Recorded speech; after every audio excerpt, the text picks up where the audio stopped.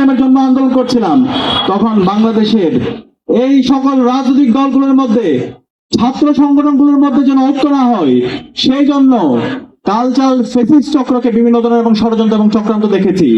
বাংলাদেশের বড় বড় রাজনৈতিক দলগুলো সেই 2013 সালে কালচারাল ফেসিস্ট চক্রের খপ্পরে পড়ে আমাদেরকে আরো 10 বছর ফেসিবাদের মধ্যে রেখেছিল।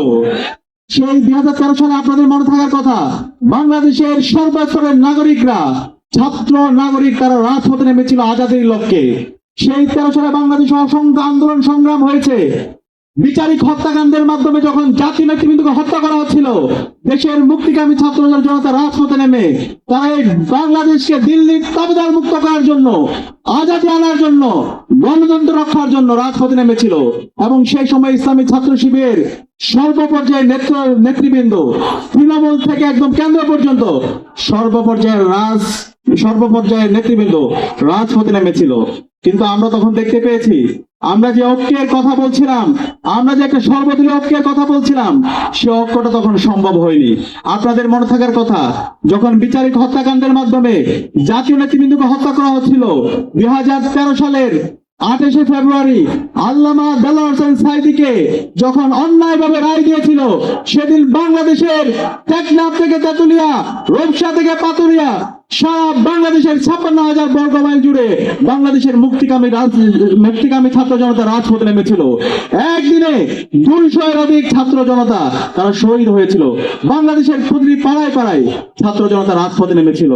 এবং এর পরিপ্রেক্ষিতে আমরা দেখতে পেয়েছি, এই বাংলাদেশের কালচারাল ফেসিস্ট চক্র এই শাহবাগে বসে এই কালচারাল ফেসিস্টরা এই খুনি হাসিনার গণহত্যাকে, খুনি হাসিনার অবৈধ শাসনকে এবং বাংলাদেশের গণতন্ত্রকে ধ্বংস করার জন্য, দেশের স্বাধীনতা সার্বভৌমত্বকে ধ্বংস করার জন্য এবং বাংলাদেশের সকল প্রতিষ্ঠানকে ধ্বংস করার জন্য এবং মব ভায়োলেন্স তৈরি করার জন্য তারা এই শাহবাগ কায়েম করেছিল।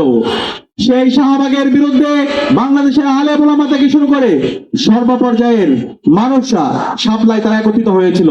তারা এই শাহবাগের ফেসিবাদের বিরুদ্ধে একসাথে বাংলাদেশের সকল মানুষরা তখন কথা বলেছিল।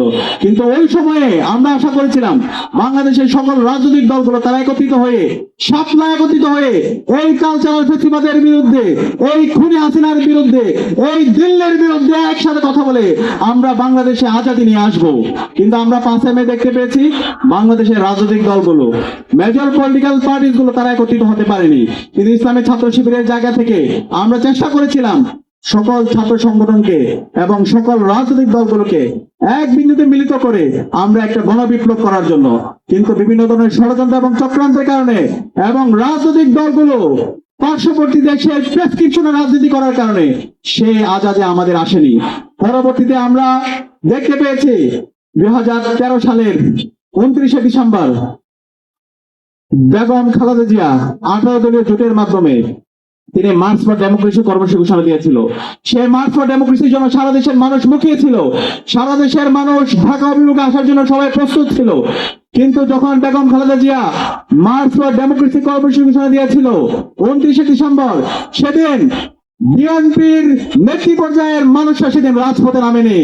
আমরা আশা করেছিলাম সেদিন বিএনপির ছাত্র দল, যুব দল এবং বিভিন্ন পর্যায়ে যারা আছে তারা রাজপথে নামবে এবং আমরা যারা মজলুমরা আছি সবাই একসাথে মিলে 18 দলীয় জোটে একসাথে রাজপথে নেবে আমরা এই খুনি হাসিনার পতন নিশ্চিত করব।